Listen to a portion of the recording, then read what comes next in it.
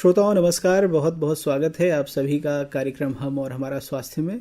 मैं हूं अशोक पांडे। श्रोताओं, आज इस कार्यक्रम में हम बात करेंगे नाक, कान और गला से संबंधित जो मौसमी बीमारियां हैं, जो आजकल की समसामयिक समस्याएं हैं, उनके बारे में, और क्या है वो बीमारी, किस तरह से हम उससे बचाव कर सकते हैं, कौन कौन से हमें ऐसे उपाय अपनाने की आवश्यकता है ताकि हम इन बीमारियों से बचे रहें। इस बारे में विस्तार से जानकारी देने के लिए हमारे साथ स्टूडियो में डॉक्टर विशंबर सिंह जी हैं। आप एसोसिएट प्रोफेसर हैं department of ENT IMS BHU में। विशंबर जी नमस्कार, बहुत बहुत स्वागत है हमारे स्टूडियो में और इस कार्यक्रम में। नमस्कार अशोक जी।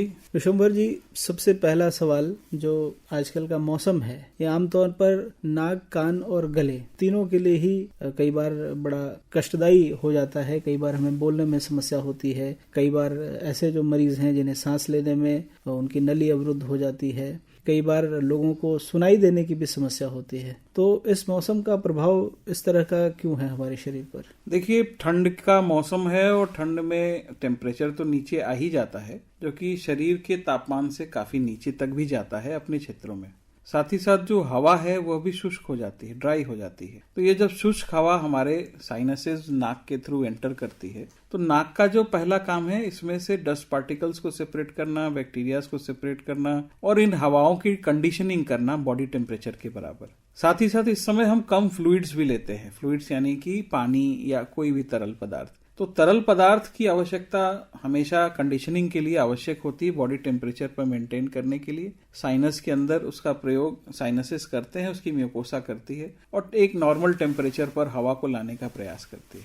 जब यह शुष्क हवा चलती है और हम तरल पदार्थ भी कम ले रहे होते हैं, तो साइनसेस उसको पूरी तरह से मेंटेन कई बार नहीं कर पाते और ठंडा एक मौसम, एक प्रभाव एक छोड़ करके जाता है। कभी कभी उस ड्राइनेस की वजह से नाक की अगर हड्डी आपकी टेढ़ी है तो कभी कभी उससे ब्लीडिंग होने लगती है, क्योंकि वो नाक की जो चमड़ी है वो तो पतली है और वहां पर यदि उसकी सफाई के दौरान या सर्दी जुकाम हो जाने के कारण यदि हम सफाई करने की कोशिश करते हैं, क्योंकि वहां की म्यूकोसा पतली होती है, ड्राई हो चुकी होती है, तो इसलिए वहां से ब्लीडिंग की संभावना, नाक से खून आने की संभावना बच्चों में भी और बुजुर्गों में भी बनी रहती है। बुजुर्गों में इसके साथ साथ इस समय ब्लड प्रेशर का फ्लक्चुएशन भी मिलता है मौसम की वजह से, और त्वचा भी शुष्क रहती है और उनकी त्वचा पतली भी होती है। तो हल्का सा भी यदि नाखून लग गया या ब्लड प्रेशर में चेंज आ गया या हवा ज्यादा ही ड्राई रही और सीधे उससे एक्सपोजर हुआ, तो उससे भी दिक्कत आती है। साथ ही साथ जो नाक है वो कई बार कुछ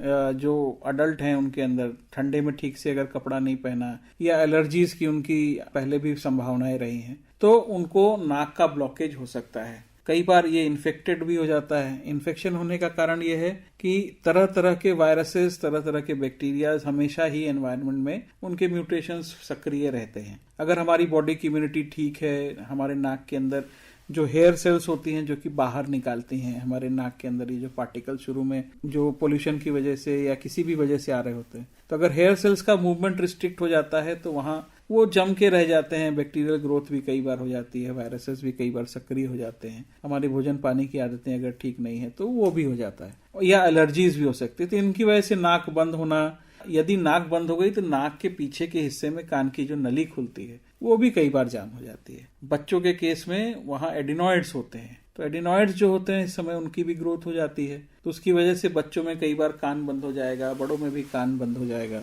सुनाई देने की समस्या रहेगी, कई बार कान में दर्द भी हो सकता है। तो इन सब चीजों के लिए एक चिकित्सकीय सलाह लेनी चाहिए और समय रहते लेनी चाहिए, क्योंकि अगर हम इसको ठीक नहीं किए और कान की नली बंद रह गई, प्रेशर का डिफरेंस बढ़ गया, कभी कभी जो कान के अंदर सिक्रीशंस फिर जो इकट्ठा हो जाएंगे तो वो बाहर निकलने का रास्ता ढूंढेंगे, दर्द होगा, बाद में कई बार पर्दा भी फट जाता है। तो ये सारी सावधानियां रखते हुए अगर इस प्रकार से नाक से खून आ रहा है या कान में दर्द हो रहा है या ज्यादा सर्दी हो गई है, तो ऐसे में एक चिकित्सक की सलाह जरूर लें और किसी ENT सर्जन के पास जाएं।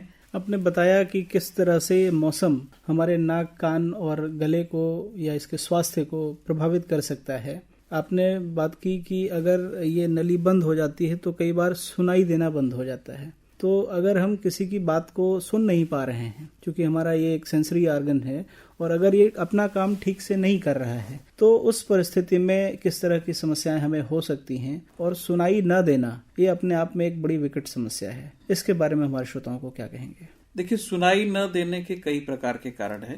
एक तो इन्फेक्शंस, जिस प्रकार से हम लोग बात कर रहे हैं, तो ये एक्यूट इन्फेक्शंस होते हैं। इन एक्यूट इन्फेक्शंस की वजह से लंबे समय में अगर कान के अंदर कोई मिडिल ईयर में बीमारी हो गई, कान के पर्दे में छेद हो गया, या अन्य कोई और कारण की वजह से अगर कान के सुनने के मैकेनिज्म में डिफेक्ट आया, तो वो कंडक्टिव हियरिंग लॉस, यानी कि जो बाहर से हवा के द्वारा जो आवाज जा रही है उसको कान के भीतर तक पहुंचा पाने में अक्षम होता है। उसके लिए हमें उसकी जांच और दवा, साथ साथ कभी कभी ऑपरेशन की आवश्यकता भी पड़ती है। ज्यादातर देखा गया है कि जो लोग छोटे छोटे घरों में रहते हैं, परिस्थितिवश जिनके परिवार छोटे हैं, छोटे कमरों में रहना पड़ता है, उनको ऊपर अपर रेस्पिरेटरी ट्रैक्ट इन्फेक्शन कॉमन होते हैं और ASOM, CSOM जैसी बीमारियां उनके में काफी मिलती हैं, जो कि लंबे समय में बहरेपन में कई बार कन्वर्ट होती हैं। परंतु कुछ और भी कारण हैं बहरेपन के, जैसे बुजुर्गों में जो है उम्र के साथ उनकी जो नसें सूख जाना, या तेज आवाज में काम करने वाले जो मजदूर हैं, जो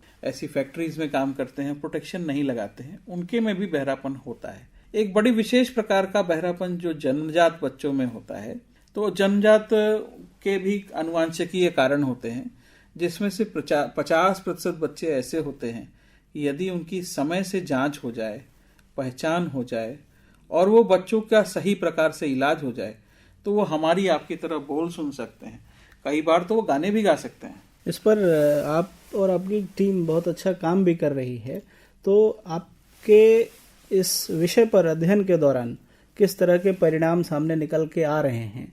जो बच्चों में जन्मजात बहरापन की आप जिस बात का जिक्र कर रहे हैं, ये निश्चित तौर पर हमारे समाज के लिए और हमारे देश के विकास के लिए कहीं ना कहीं ये एक ड्रॉबैक की तरह हम इसको देखते हैं, क्योंकि जब बच्चे देख नहीं पाएंगे, सुन नहीं पाएंगे, अपने आप को एक्सप्रेस नहीं कर पाएंगे, तो जाहिर सी बात है कि पूरे देश का जो विकास का क्रम है वो बाधित होगा। तो इस समस्या को लेकर के जो आपकी टीम और आपने जो जांच की, जो लोगों से बातचीत की, जो परिणाम उसके आए, वो किस तरह के हैं?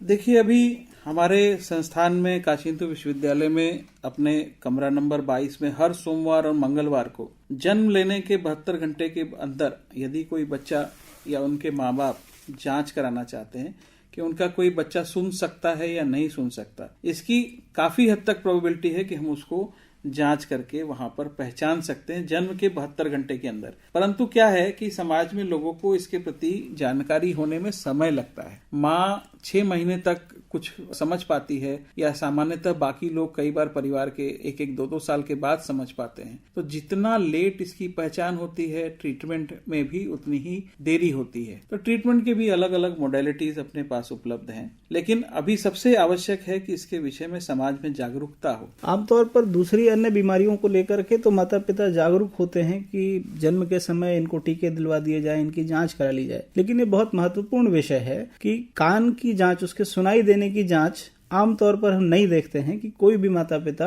एक्टिव होकर के और जन्म के 72 घंटे के भीतर कराते हों। शायद उनको एक जानकारी ना होना एक बड़ा कारण हो सकता है। इस बारे में क्या कहना चाहेंगे श्रोताओं से? इस बारे में सरकार ने भी एक अच्छा कदम उठाया है। यूनिवर्सल न्यूबॉर्न हियरिंग स्क्रीनिंग को उन्होंने कंपलसरी किया है, परंतु PHC, CSC तक या डिस्ट्रिक्ट अस्पताल तक भी अभी सुविधाएं वो पहुंचाने में लगे हुए हैं। उस पर भी कहीं न कहीं एक चर्चा चल रही है, जिसमें प्रतिभाग करने का मौका मुझे मिलता है। उसकी कुछ योजना बन रही है कि बच्चे पैदा हों और 72 घंटे के अंदर उनकी सुनाई की जांच हो जाए। परंतु जब तक यह नहीं पूरी तरह से एस्टेब्लिश्ड होता, तो कोई स्कूल में कोई शिक्षक हो, कोई आंगनवाड़ी कार्यकर्ता हो, आशा वर्कर हो, या अपना जो संचार माध्यम है जिसपे हम सभी आज चर्चा कर रहे हैं, इसके माध्यम से यदि उनको कोई लगता है कि घर के आसपास रहने वाला कोई बच्चा जो मूक बधिर है, उसकी समय पर यदि जांच हो जाए, आवाज को सुन पा रहा है कि नहीं सुन पा रहा है, दूर से सुन पा रहा है कि पास से सुन पा रहा है, दरवाजा बंद होने पे वो पहचान पा रहा है कि नहीं पहचान पा रहा है, क्या उसने बोलना शुरू किया या नहीं किया, यदि उसे कुछ समझने में देर लगती है, या जो भी रिस्पॉन्स है, यदि उस बच्चे को हमारे पास भेजेंगे तो हम उसकी सही समय पे जांच कर लेंगे। आवश्यकता हुई तो हियरिंग एड के लिए उसको प्रोत्साहित करेंगे, हियरिंग एड लगा के उसकी स्पीच थेरेपी हो जाए, वो सीख जाए बोलना सुनना।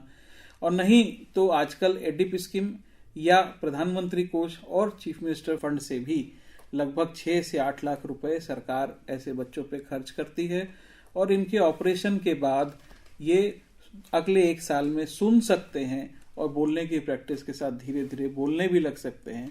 2 से 2.5 साल के समय में पूर्ण रूप से हमारी आपकी तरह सक्षम हो जाते हैं और इनका जीवन हमारी आपकी तरह व्यवस्थित हो सकता है। दिव्यांगता से थोड़ा दूर हो जाते हैं और एक अच्छा जीवन जीने के लिए अपनी राह पर चल सकते हैं। चूंकि आपकी इस रिसर्च का अंतिम परिणाम आने में अभी समय है, लेकिन एक अनुमानित आंकड़ों की अगर हम बात करें तो शुरुआत के अगर हम 100 बच्चों को लेते हैं तो उनमें से ऐसी समस्या जो है वो कितनी है, कितनी प्रतिशत है और किस तरह के परिणाम बच्चों में देखने को आते हैं? अभी हम लोगों ने जो कुछ क्वेश्चनेयर आसपास के गांवों में, ग्रामीण क्षेत्रों में भेजे और जो भी यहाँ से सीएमओ ऑफिस से हमें मदद मिली, अन्य ऑफिस से मदद मिली, उसके माध्यम से आसपास के गांवों तक इसको पहुंचाने का हम लोगों ने कुछ क्वेश्चनेयर बनाए थे, उसका प्रयास किया। उसके माध्यम से जिन बच्चों में सुनाई देने की संभावना कम थी, ऐसे करीब 96 बच्चे अपने पास एक साल में लगभग आए हैं। उनकी जांच के क्रम में हम लोगों ने देखा कि ऐसे जिनको शक था कि उनको सुनाई में तकलीफ होगी, ऐसे करीब 26 बच्चे जो कि दोनों कान से नहीं सुन पाते थे, ऐसे निकल करके आए। और ऐसे कुछ 16 बच्चे जिनके किसी एक कान में दिक्कत थी, ऐसे भी निकल करके आए। और अन्य सभी नॉर्मल बच्चे थे जिनको शक के आधार पर टेस्ट तो किया था लेकिन वो नॉर्मल थे।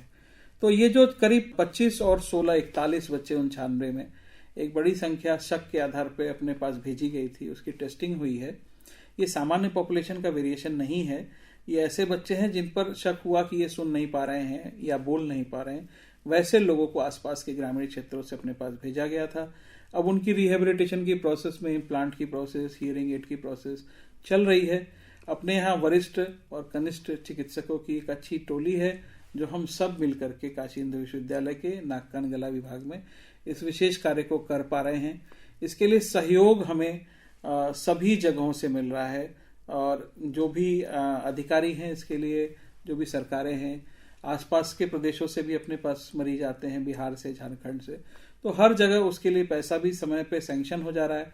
थोड़ी भागदौड़ करनी पड़ती है जो उनके मरीज के जो अटेंडेंट हैं, पेरेंट्स हैं उनको, लेकिन अंततः बच्चा उनका एक अच्छा जीवन जीने के लिए एक अच्छी राह पे चल पड़ता है। निश्चित तौर पर। और आप लोगों की ये जो टीम है जिस के लिए प्रयासरत है कि अगर इस बीमारी का हम अर्ली इसको डिटेक्ट कर पाएं, न्यू बॉर्न बेबी के जैसे जन्म के आपने बताया कि 72 घंटे के अंदर हम ये जांच करने में सफल हो जाएं कि उस बच्चे की सुनाई देने की कंडीशन क्या है, तो उसके जीवन में एक बहुत बड़ा बदलाव हम ला सकते हैं अगर हमने इसकी पहचान सही समय पर कर ली। विशंबर जी, मौसम की हम बात कर रहे हैं, सर्दी का मौसम है। इस मौसम में आमतौर पर हम गले में देखते हैं कई बार अलग अलग तरह की समस्याएं आती हैं। तो इस मौसम में हमारा गला व्यवस्थित रहे, हम अच्छी तरीके से अपनी बात दूसरे तक पहुंचा सकें, इसके लिए हमें क्या करना चाहिए और कौन सी वो समस्या है जिससे हमें बचने की आवश्यकता है? गले की अगर बात करें तो इस सीजन में, जैसा हम लोग शुरू में बात कर रहे थे कि हवा शुष्क हो जाती है और हवा कहीं ना कहीं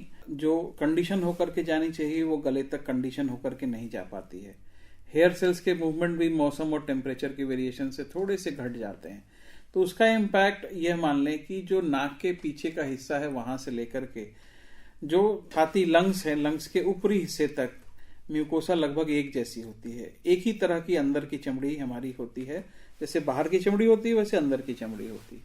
तो अंदर की जो चमड़ी है उसमें जो हेयर सेल्स हैं और उनका जो बनावट है वो नाक के पीछे के हिस्से से और लंग के ऊपरी हिस्सों तक, जहां हवा का एक्सचेंज होता है उससे ऊपर तक लगभग एक प्रकार की होती है।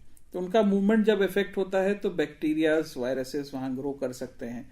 इसकी वजह से कई बार upper respiratory tract infection, lower respiratory tract infection, tonsils के अंदर इन्फेक्शन या ड्राइनेस की समस्या हो सकती है। कई बार जो मरीज जिनको पहले से लगातार ड्राइनेस की समस्या या गैस्ट्राइटिस की समस्या हो रही होती है उनमें भी थोड़ी बढ़ोतरी होती है। इस वजह से गले में इन्फेक्शन, दर्द ये हो सकता है। आवश्यकता अनुसार दवा लें, आवश्यकता अनुसार गर्म तरल पदार्थ का प्रयोग करें। कुछ गर्म पानी पीने से भी थोड़ी राहत मिलती है। थोड़ा उसको मुंह और नाक को ढक के रखें ताकि कंडीशन हवा जाए, कम एयर पार्टिकल्स अंदर जाएं, क्योंकि इस समय काफी स्मॉग भी रहता है, फॉग के साथ साथ मिला हुआ उसमें स्मोक, इसको स्मॉग कहते हैं, तो वो भी रहता है। तो कहीं ना कहीं ये सब मिलकर के थोड़ा इन्फेक्शन बढ़ाने की तरफ लेकर के जाते हैं। हमारे खाने पीने की प्रवृत्ति भी थोड़ी बदली हुई होती है और शरीर भी अंदर से उतना तैयार नहीं यदि है तो इन्फेक्शंस बढ़ते हैं। तो हमें अपने आप को इन्फेक्शन से बचाना है, अपनी एयर को ठीक कंडीशन में रखना है, एयर अंदर अच्छी जाए इसके बारे में ध्यान रखना है, और यदि हो सके तो प्रोटेक्टेड एनवायरनमेंट में थोड़ी सी योग या एक्सरसाइज करने से भी हमारा बॉडी टेम्परेचर, कंडीशनिंग या बाकी सिस्टम अच्छा बना रहता है। डॉक्टर साहब, वक्त हो रहा है कार्यक्रम को समाप्त करने का, तो हियरिंग लॉस की जिसकी हम चर्चा कर रहे थे, विशेष रूप से उसका जिक्र करना एक बार आवश्यक है। उसको आमतौर पर जैसे 72 घंटे के अंदर अगर वो जांच हो जाती है तो चिकित्सकीय तरीका है उसको जानने का कि वो सही से बच्चा सुन पा रहा है या नहीं। एक माता पिता के रूप में, एक अभिभावक के रूप में माँ बाप की क्या जिम्मेदारी है, वो बच्चों से किस तरह का रिएक्शन उनका पकड़ सकते हैं, उसकी जांच कर सकते हैं कि बच्चे को सुनाई दे रहा है सही तरीके से या नहीं दे रहा है। इसकी जांच घर पर किस तरीके से की जा सकती है? शुरुआती समय में तो यदि बच्चा तेज आवाज पर सो रहा हो और ना जगे तो समझें कि बच्चा शायद सुन नहीं पा रहा है। इस तरह के कुछ रिफ्लेक्सेस हैं जिसको हम लोग तो अपने अस्पताल में एलिसिट कर पाते हैं, परंतु जोर से ताली बजाना, जोर से प्लेट पटकना या जोर से दरवाजा बंद करना, इससे यदि बच्चा उधर की तरफ नहीं देखता है या नहीं सुनता है, या यदि आप बोल रहे हो तो उसका कोई रिस्पॉन्स नहीं आता, उसके नाम को यदि बुला रहे हो वो कुछ बोल नहीं पाता, आप सामने से बोल रहे हैं और उस बात को वो रिपीट कर ले रहा है थोड़ी बड़ी उम्र होने पर, तो वो हो सकता है क्योंकि वो लिप रीडिंग आपकी देखेगा, मुंह लिप्स के मूवमेंट को देखेगा, तो कई बार वैसी आवाज निकल जाती है जैसे मामा, पापा, बाबा, इस तरह की आवाज उसके मुख से निकल सकती है, परंतु वो सुन पा रहा है ऐसा नहीं होता कई बार। दूसरा, यह जानना चाहिए कि बच्चा पैदा होने के बाद तुरंत रोया या नहीं रोया, कहीं एनआईसीयू, आईसीयू में उसका एडमिशन तो नहीं हुआ, और या जॉन्डिस तो नहीं हुई, या माँ को कोई ऐसे इन्फेक्शंस गर्भ के दौरान तो नहीं रहे जिनको हम टॉर्च इन्फेक्शंस कहते हैं। ऐसे में संभावना बच्चे के बहरेपन की बढ़ जाती है। लेकिन इनके अलावा भी करीब 50% बच्चे और हैं जो पैदा होते हैं इस प्रकार की स्थितियों में, जिनमें जेनेटिक लॉसेस होते हैं, और उनको कॉक्लियर इम्प्लांट, हियरिंग एड की मदद से ठीक किया जा सकता है। डॉक्टर साहब, आप समय निकाल करके हमारे कार्यक्रम में आए, हमारे श्रोताओं को अपने नाक, कान और गले से संबंधित जो समस्याएं हैं उनसे किस तरह से बचना है, उनसे हम कैसे अपना बचाव कर सकते हैं, इस बारे में जानकारी दी। और सबसे महत्वपूर्ण जानकारी, जो न्यू बॉर्न बेबीज हैं, जो जिनका जन्म हुआ है अभी अभी बच्चों का, उनमें बहरेपन की पहचान कैसे की जा सकती है, कैसे हम उसकी जांच करा करके और आने वाले उस बच्चे के भविष्य को और बेहतर कर सकते हैं, इस बारे में जो जानकारी आपने दी है निश्चित तौर पर बहुत सराहनीय है और श्रोताओं के बहुत काम आएगी। और हम उम्मीद करते हैं कि इस क्षेत्र में आपके द्वारा और आपकी टीम के द्वारा जो काम किया जा रहा है उसके सकारात्मक परिणाम हमारे सामने होंगे, और हम इस बड़ी समस्या को, जो इस विकराल समस्या है जिससे हमारा समाज काफ़ी हद तक प्रभावित होने वाला है, उसको जल्द पहचान करके और उससे हम काफ़ी हद तक अपने आप को बचा पाएंगे, तो एक बड़ी उपलब्धि होगी। आपने समय दिया, आपको बहुत बहुत धन्यवाद। धन्यवाद अशोक जी।